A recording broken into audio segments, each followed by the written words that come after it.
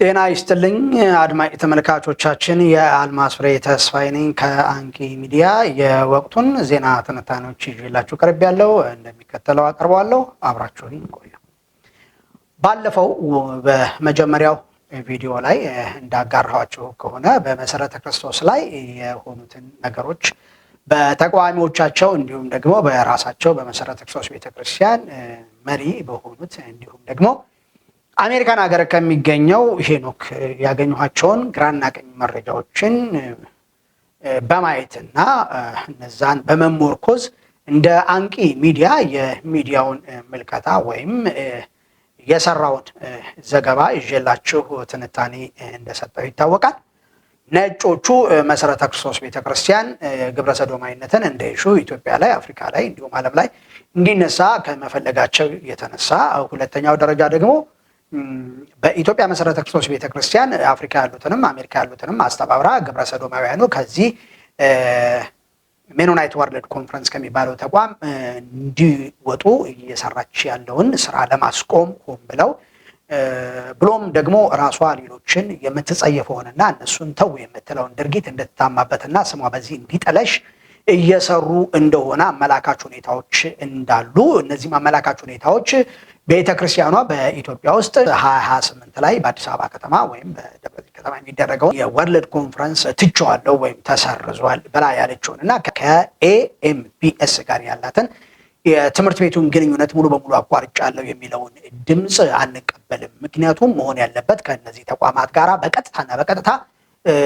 አቋርጫለሁ የሚለው ሳይሆን ወጥቻለሁ የሚለው ነው። በተለይ ከሜኖናይት ወርልድ ኮንፈረንስ መውጣት ነው ያለብሽ የሚል ሙግት፣ ትችት እየቀረበባት እንዳለ አይተናል። እንግዲህ ጉዳዩ በጣም ትኩረት እንዲያገኝ የተደረገበት ኬዝ ወይም ደግሞ እወጣለሁ በይ የሚለውን በዜና ትንታኔያችን ላይ ወይም ደግሞ በዘገባ ትንታኔያችን ላይ ይዘን የቀረብነው የነጮቹ ወይም የግብረ ሰዶማውያኑ እጅ አለበት ጉዳዩ ኢትዮጵያ ውስጥ ትኩረት፣ አፍሪካ ላይ ትኩረት፣ በዓለም ላይ ትኩረት እንዲያገኝ ከማድረግ አንጻር መሰረተ ክርስቶስ በእነሱ ላይ የጀመረችውን ሚሽን ወይም ተልእኮ እንድታቆም ብሎም በዛ ጉዳይ ራሷ እንድትታማ እንዲሁም ደግሞ እንግዲህ በእነሱ ላይ የምታደርገውን ነገር እንድታቆም የሚል ትንተና ሰጥቻችሁ እንደነበር ይታወቃል። ዛሬ ደግሞ ሁለተኛውን ገጽ ነው ይዤ የምቀርበው። ሁለተኛው ገጽ በሀገር ውስጥ እየተደረገባት ያለውን ደባ ፍንትው አድርጎ የሚያሳይ ነው። እንግዲህ ሚዲያችን የመሰረተ ክርስቶስ ቤተክርስቲያን መጋቢ ወይም ፕሬዚዳንቱን በቀጥታ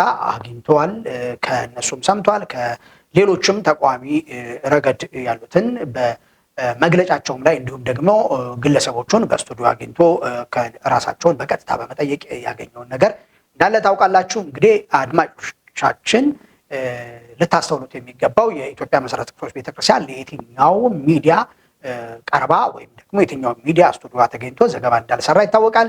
ቀዳሚውን ድርሻ ያገኘ ነው እኛንን። እንግዲህ እውነተኛ መረጃ ከፈለጋችሁ እኛ ጋር መምጣት ነው ያለባችሁ ላለው ይሄንን ይዤ የቀረብኩላችሁ እንደነበረ። ሁለተኛው ደግሞ የአገር ውስጥ ደባ ነው። የአገር ውስጥ ደባ በጣም ልናይ ለምንችል ሰዎች በጣም ቀናነት እንዳለ ያሳያል። መንፈሳዊ ቅናት ከሆነ አገራችን ውስጥ በፌስቡክም ይሁን ቲክቶክም ይሁን በየትኛው ማህበራዊ ገጽ ላይ በቅንነት የሚቃወሙ፣ በቅንነት የሚያርሙ፣ በቅንነት ሀይ የሚሉ ሰዎች እንዳሉ ይታወቃል። ተገዝተው ወይም አጀንዳ ተሰጥቷቸው ደግሞ ይህንን ጉዳይ የሚያራግቡና የሚሰሩ ሰዎችም እንዳሉ ይታወቃል። እነኝህን ለመለየት ያክል አንዳንድ ነገሮችን አነሳለሁ። እንግዲህ በእርግጥም እነዚህ የውጭ ተቋማት ኢትዮጵያ ውስጥ ግብረ ሰዶማዊነትን ማምጣታቸው ወይም ደግሞ ያመጡብናል የሚል ስጋት ካለን ኢትዮጵያ ውስጥ እየሰሩ ያሉት ከገንዘብ ጋር የተነካካ ነገር ያላቸው ሌሎች ተቋማት ለምንድን ነው ያልታዩት የሚል ሚዲያችን በጥልቀት አይቷል ማለት ነው። ለምሳሌ ኤምሲሲ የሚባለው ድርጅት ፒስ ላይ የሚሰራ ሲሆን ይህ የልማት ድርጅት ደግሞ እነዚሁ ሜኖናይት የሆኑ ሰዎች ናቸው። ተቋሙ እንግዲህ በገንዘብ እንደሚረዳ ኢንክሉሲቭ ላይ ደግሞ የሚሰራ ድርጅት እንደሆነ ይታወቃል ማለት ነው። ድረገጻቸው ላይ ገብቶም ለማየት ይቻላል። እንግዲህ በእንደዚህ አይነት ሁኔታ ይሄ ድርጅት ከወንጌላውያን ውስጥ ያሉ አብረውት የሚሰሩ ድርጅቶች እንደውም ሰሞኑን አሁን እየተራገበ እንደውም እነኚህ ድርጅቶች ከኛ ጋር እየሰሩ ነው እየተባለ ያለበት ሁኔታ ነው እና እነኚህ ድርጅቶች ጀርባቸው ንጹህ አይደለም። እንደዚህ አይነት ሰዎች ከጀርባቸው አሉና በግልጽ ኢትዮጵያ ውስጥ ገብተው ከአማኞች ጋር ማለት ከተቋማት ጋር አብረው ሲሰሩ ወንጌላውያን ውስጥ አብረው ሲሰሩ ለምንድን ነው ያልተነቀፉት? ለምን አልተነኩም? ከነኚህ ድርጅት ጋራ ከኤምሲሲ ጋራ መስራት የለባቸውም። ከኤምሲሲ በፍጥነት ውጡ ብለን ለምን አልተቃወምናቸው? ጉዳዩ መሰረተ ክርስቶስና መካነ ኢየሱስ ላይ ብቻ የሆነበት ጉዳይ ምንድን ነው የሚለውን ነገር ጥርጣሬ አጭሯል። እና ሌላኛው ደግሞ ወርልድ ካውንስል ኦፍ ቸርቾች የሚባል ዓለም አቀፋዊ ተቋም አለ። የኢትዮጵያ ኦርቶዶክስ ቤተክርስቲያን እንዲሁም ካቶሊክ ቤተክርስቲያን እና የአፍሪካ ኢቫንጀሊካል አባል የሆኑበት ነው። ይሄ እንግዲህ የኢትዮጵያ ወንጌላውያን አብያተ ክርስቲያናትም እዚህ በአፍሪካ ኢቫንጀሊካል አሊያንስ በኩል አባል የሆኑበት ነው።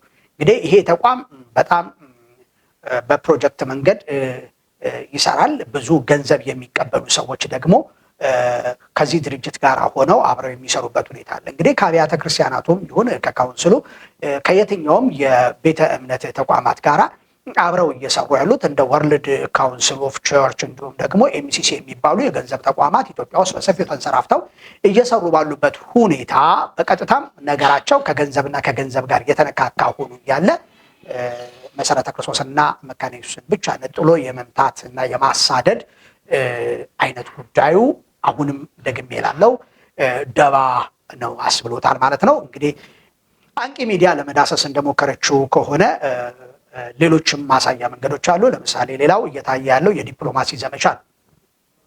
እንግዲህ ወቅቱን እንደምናውቀው የኢትዮጵያ ወንጌላውያን አብያተ ክርስቲያናት መሪ የሆነው ረጅም ጊዜ ስልጣን ላይ በመቀመጥ ሲታማም የነበረ መጋቢ ጻድቁ አብዶን እንመለከታለን። እንግዲህ ይህ ሰው ከወንጌላውያን አብያተ ክርስቲያናት ስልጣን ለመልቀቅ ከጥቂት ቀኖች የቀሩት ሲሆን የራሱን ምስለኔ ለማስቀመጥ የሚሮጥም ይመስላል የሚል አንዳንድ ጥቆማዎችን ይታያሉ ማለት ነው። እንግዲህ በወንጌላውያን አብያተ ክርስቲያናት ውስጥ የመሰረተ ክርስቶስ ቤተክርስቲያን መጋቢ የቦርድ አባልም ሆኖ ይገኛል። እንግዲህ በወንጌላውያን ውስጥ እነዚህ ለሁለት ተርም አካባቢ ስልጣን ላይ የነበሩ ሰዎች ስራ አልሰራችሁም ተብለው እንደሚተቹና አለመግባባትን በመካከላቸው እንዳለ እናያለን።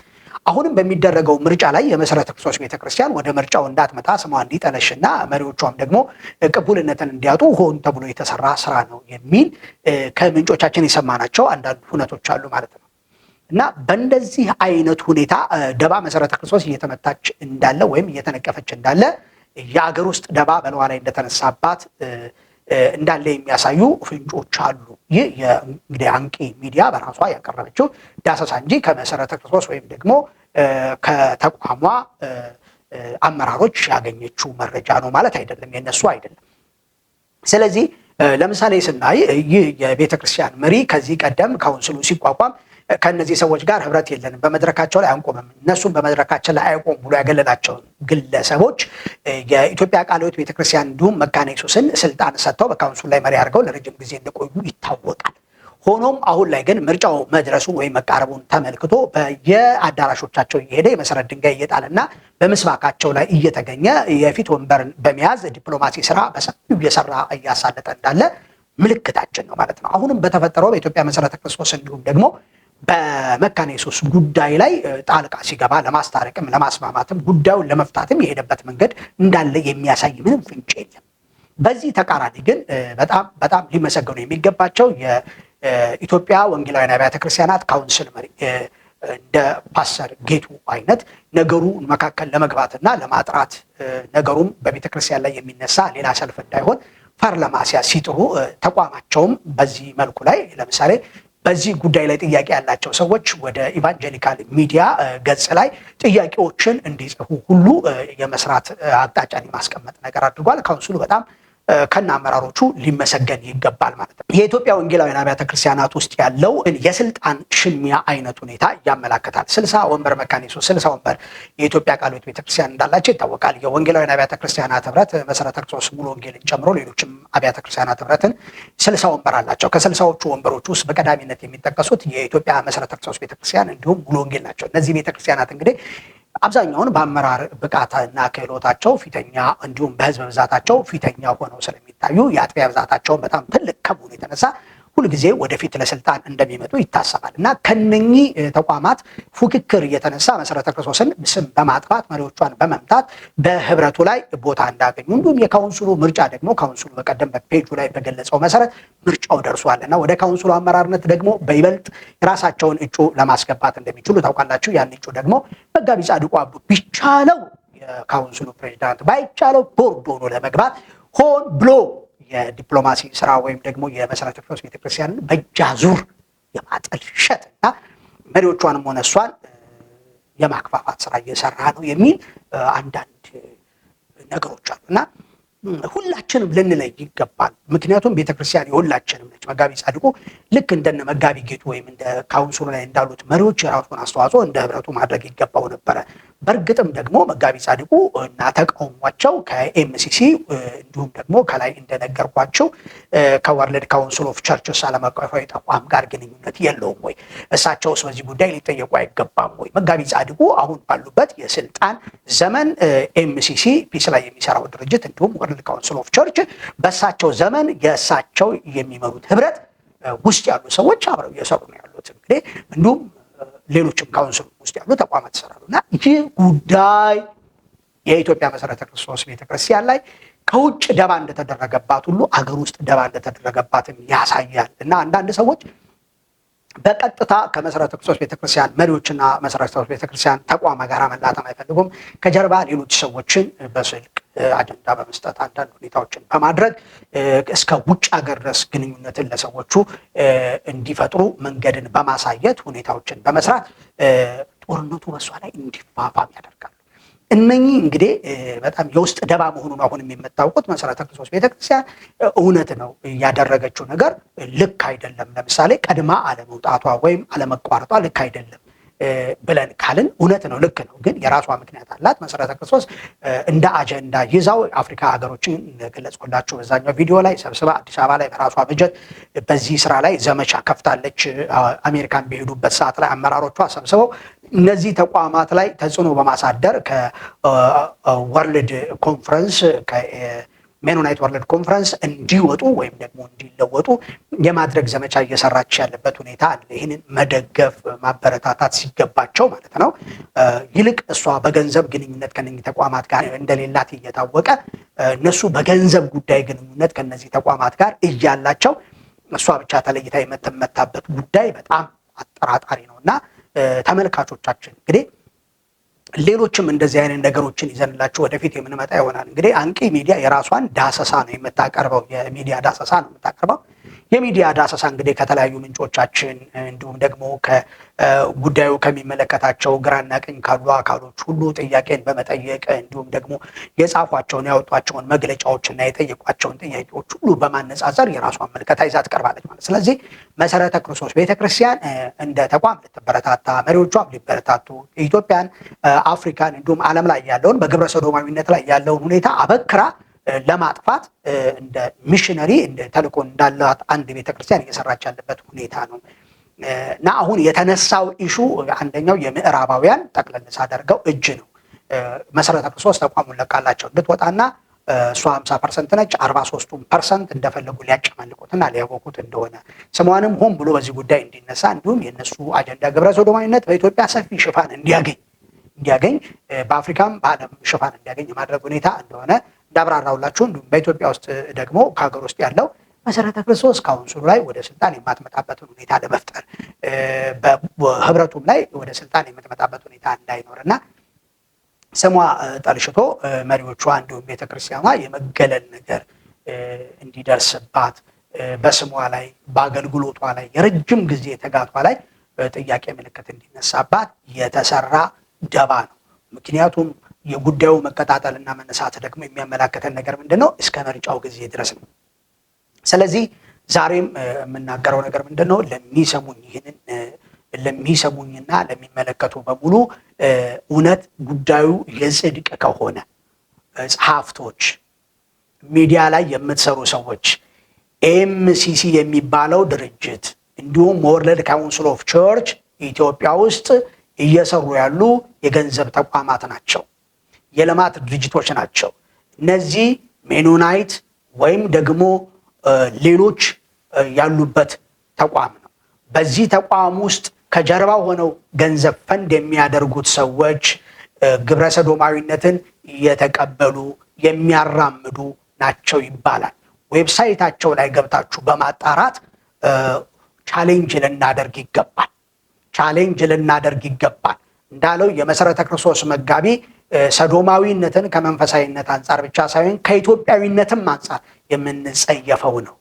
ከህብረቱም ይሁን ከሌሎች ግለሰቦች ጋራ በጋራ እንታገለዋለን። አብረን ልንሰራ ይገባል። ስለዚህ ይህ ጉዳይ አግባብ የሌለው ጉዳይ ነው። እንደ ኢትዮጵያዊ እንደ መንፈሳዊም ሰው እንቃወመዋለን ብለው እንደተናገሩት ሁሉ ሁላችን ከመሰረተ ክርስቶስ ቤተክርስቲያንና ከመሪዎቿ ጎን በመሆን ይሄንን ልንታገል ልንነሳ ይገባል። እንግዲህ ይህ አሁን ጠቅላላ አድርጌ ያቀረብኩላችሁ ሐሳብ ማለት ነው በእነዚህ ተቋሞችም ላይ ይሁን በሌሎች ሰመራይዝ አድርገን ባቀረብናቸው ነገሮች ላይ የመሰረተ ክርስቶስ ሐሳብ ነው ብለን ሳይሆን አንቂ ሚዲያ በራሷ የደረሰችበት ዳሰሳ ነው።